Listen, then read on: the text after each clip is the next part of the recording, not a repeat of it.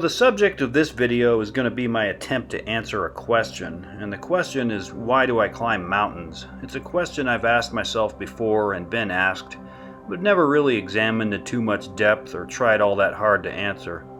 I guess I've always just tacitly supposed that the force that beckons and compels me is strong enough to serve as its own justification. I've never really seen it as standing in need of a why or a because. It would be kind of like asking why something is beautiful. But nevertheless, after pondering it for a while, I do think there are some interesting insights to be had from addressing the question, and plus someone just posed it to me again recently, so I figured I'd make this video on it. I hope I can at least point in the direction of an answer. I'm not going to address how anyone else might have answered the question before. This is just going to be my reflection and interpretation of my own experiences. But that being said, I imagine there is probably significant overlap between different perspectives on the matter. So yeah, why would I do that? Why would I get up at 4, 3, or 2 in the morning, drive for 2 or 3 hours, endure hours of laborious inclines through often uncomfortable and dangerous conditions to reach the top of a gigantic rock formation, only to turn around and go all the way back down again on often aching knees and rubbery legs, and go all the way back home and be sore and tired as hell for the next 2 days? Why would I put myself through that? Well, of course, that's a one-sided description deliberately crafted to beg the question of what could be compelling enough to outweigh these considerations, and not only outweigh them, but outweigh them with an enthusiasm left over at the end of the equation. What compelling thing would that be? I don't have a short, catchy answer or a one-word aha type of answer. I don't think it's that simple. It might be helpful as a preliminary to ask what my reasons are for engaging in any activity like this, and it could be instructive to consider that what we're probably talking about is a number of activities going on at the same time and being grouped together and collectively placed under the heading of a single activity, in this case mountain climbing. And this probably has largely to do with the inherent nature and shortcomings of language itself.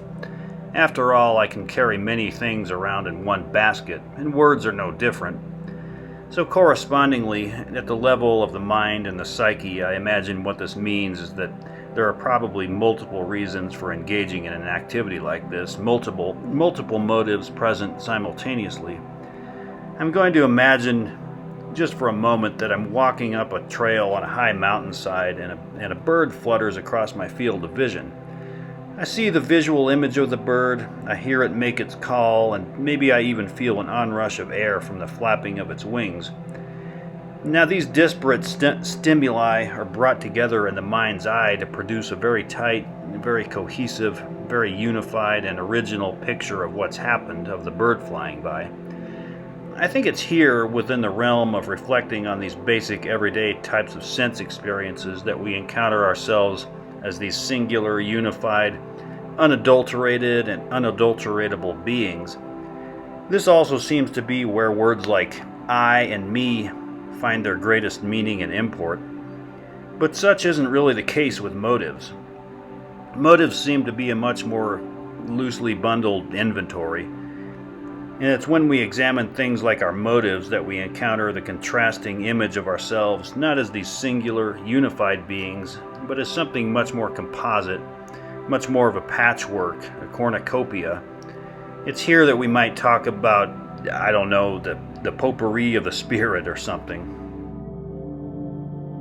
The first high mountain climbs I ever went on, my dad brought me on years ago. And as I would recollect, the reasons for our going on those occasions were, well, besides the important distinction of numbering more than just one, I would recollect that what animated us on those early occasions, broadly speaking, was the challenge of it, the aesthetic experience of nature, and the aim to spend some quality time together. So that's how it originated for me, and certainly very much of importance can be found in the origins of a thing.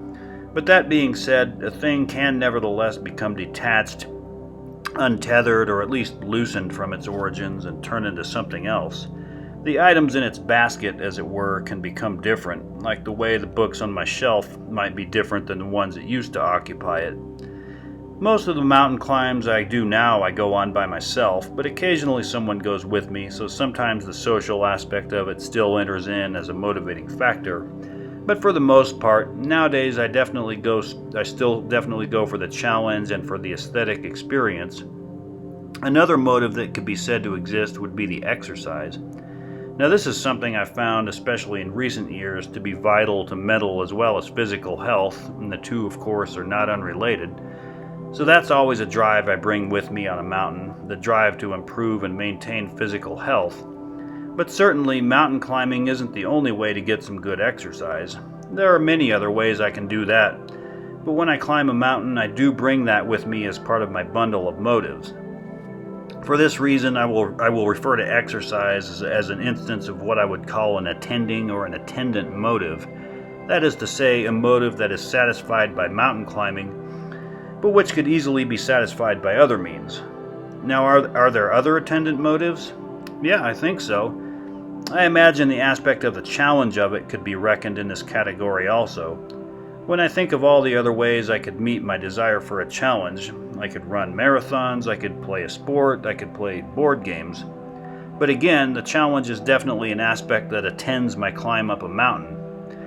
And I suppose the same could largely be said of the social aspect too. There are plenty of other things I could do with someone else. We could go have a drink, we could go to a show, we could play the board game, or any number of other things.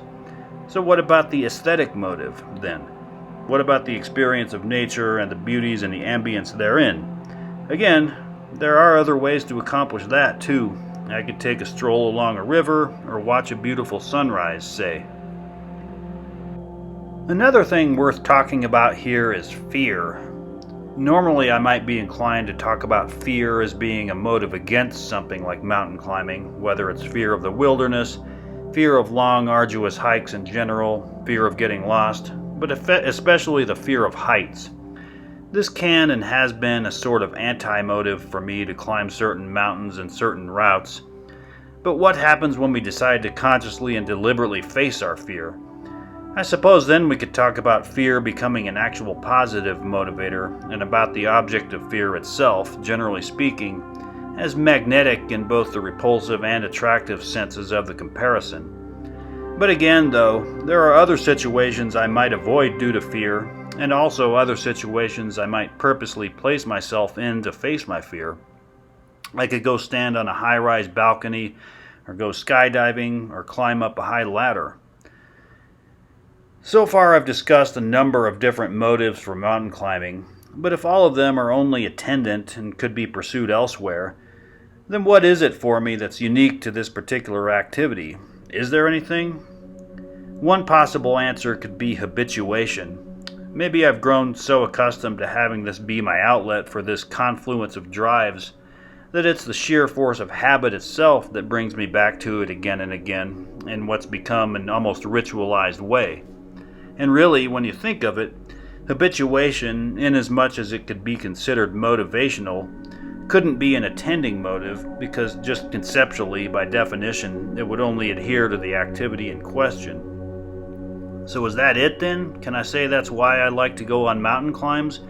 Because it satisfies this assortment of attending motives and happens to be my activity of choice for doing so, having arisen out of the contingent happenstance of going on those first few climbs years ago that I referred to?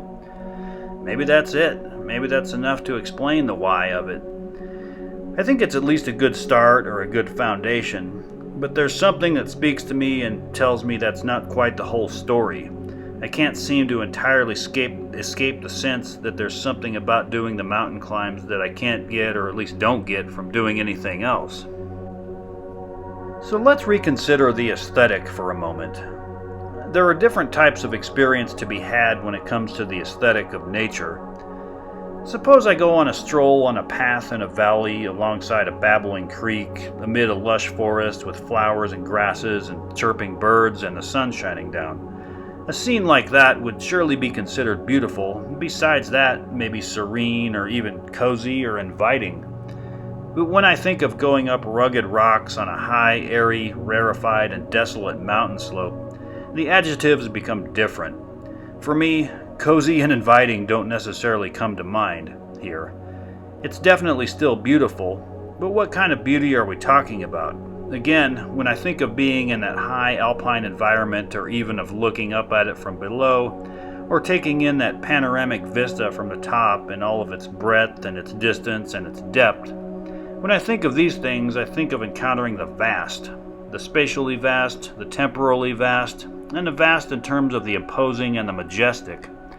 And related to this, I also think of encountering a very real and very proximate forbidding quality. In short, I think what's afforded me aesthetically by mountain climbing is the encounter with the sublime. So I think that's probably the closest I can come to identifying a motivating factor unique to mountain climbing. Now, to be sure, climbing mountains isn't the only sublime experience to be had. I could get that by peering out at the expanse of the open ocean, say, or maybe by looking up at the night sky. But if I wanted to go back to the talk about the origins of a thing and becoming habituated to it, I might say that for me, having lived in the vicinity of these peaks my whole life, as far as sublime experiences go, climbing them has always been the activity that's been most immediately, most readily, and most conspicuously available to me. So on a practical level, I could say that within the limited context of my existence, the profoundly sublime has been something that for me has been effectively unique to climbing mountains. Another thing I ought to mention is personality. I suppose it's reasonable to figure that most people who regularly go on high mountain climbs are animated by some or all of the attending motives mentioned, and I suppose a lot of them also are seeking out that sublime aesthetic. I guess these inclinations could come from both innate character traits as well as arise out of life's circumstances. For example, someone who naturally has an athletic body type could be more drawn to the physical and to physical challenges. As another example, I might consider that for me, given the trajectory of life and the circumstances that have existed and the things that have happened, from early on and for better or for worse, I became a more inwardly reflective and individualistic type of person, which, as some of you probably know, definitely comes with its own dangers and pitfalls, to speak again of the sublime. But yeah, I think I was rendered more inward and individualist, and again, as many of you I'm sure can relate to, and also as someone who's often impelled to get away from the discordant, alienating cacophony of society and its trappings and its infrastructures. So, I suppose what I would suggest is that maybe what I get from my encounter with the sublime is the outward projection of the inward, of the inner. So perhaps it could be understood as a kind of self-encounter, only in a reversed sort of way, as of seeing oneself from the inside out rather than vice versa. Now, understood this way, I might see it as no surprise that when I'm on a mountain climb, my prevailing state of mind seems to be characterized by a lack of thought, or maybe not a lack of thought entirely, but a lack of what we might consider higher thought, a lack of an internal monologue or dialogue, a lack of what is toilsome, burdensome, tedious, and distressing in thought, a lack of all but what's minimally necessary for me to perceive my natural surroundings and my movement within them. And I should also mention the crucial facilitative role that I think exercise plays here. The rhythms of bodily exertion seem to resonate with the aesthetic and to help drown out any tendency toward the mentally taxing. All in all, for these reasons, the experience is very therapeutic, very refreshing, very rejuvenating. You could maybe say meditative. At any rate, generally quite spiritual. So why then do I climb mountains? Given the multiplicity of motives, the answer, as I suggested, is likely different now than at some point in the past. And even now, the answer likely depends on the particular occasion. Maybe on some days I'm especially focused on the exercise aspect of it. Maybe I'm doing an easier route on a mountain to get ready for one with higher endurance stats.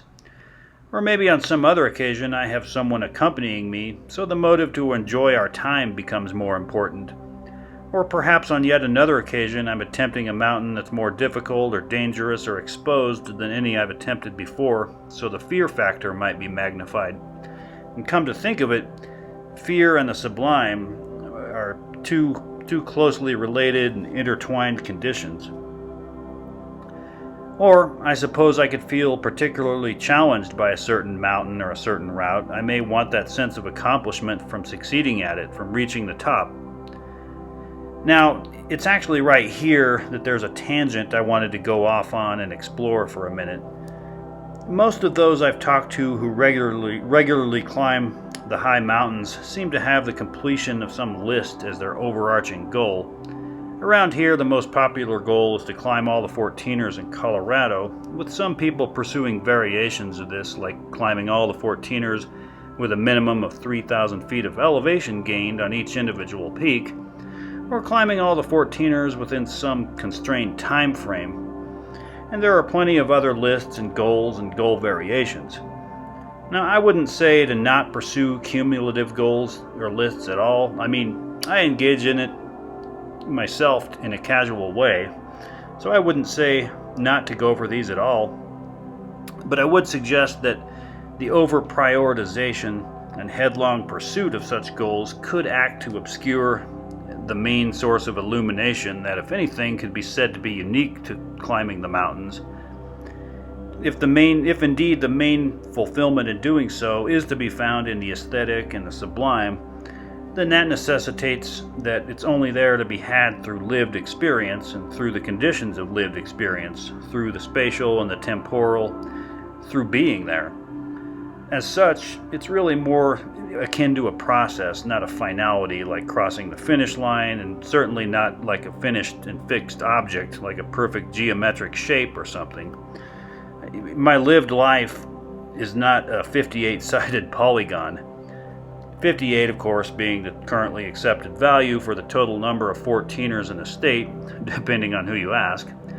So yeah, my life isn't a 58-sided polygon, and when you think of it, and especially if each climb does contain the potential for self-encounter as part of its essence, then to measure myself against such abstractions would seem a rather awkward and unseemly juxtaposition. And besides, who knows, several years from now, after the next round of elevation measurements, the geologic surveys could effectively tell you that now your life needs to be a 59 or a 60-sided polygon and not just 58 anymore. Now, I imagine there are those who insist that they have no problem earnestly and diligently pursuing these cumulative goals while also taking in the experience to the fullest. I'm actually inclined to think that could be easier said than done. If you're putting an inordinate amount of your mental energies and focus and time and enthusiasm into cumulative goal pursuits, and into all the logistics and everything else associated with it, then can you really just shut all that off when your feet hit the trail? I think you would inevitably take some of that with you. After all, there isn't some switch in the mind that, when flipped, will transition me immediately and at will from one set of concerns to another, from one thought paradigm to another. To be sure, though, as I mentioned, even I engage in some casual cumulative goal pursuits. Each year I try to make it up some of the 14ers or other mountains I haven't been to yet, but also each year I find myself returning to some of the ones I've already been to once, twice, or even 3 times or more. Now, if someday that happens to translate into checking all the boxes on more lists, then great, so be it. But if not, so what? So, to return now from that tangent and back finally to the main question, my reasons for climbing a mountain may indeed vary with the occasion, but can I still speak generally to the question? Yeah, I think that's what I've been trying to do, I suppose. To try and sum it all up, I would say that for me, following the requisite process of origination and habituation and acquiring an affinity for it, mountain climbing brings together a host of already individually strong drives within me and ties them together in the longing to experience the sense of the sublime, and with it the sense of discovering and rejuvenating the self through the awe and the wonder of the world, in which and to which the self is immediately, intimately, and inextricably bound. So yeah, I think I've said enough, and I'm going to leave it at that. Thanks for watching, and I'll see you next time.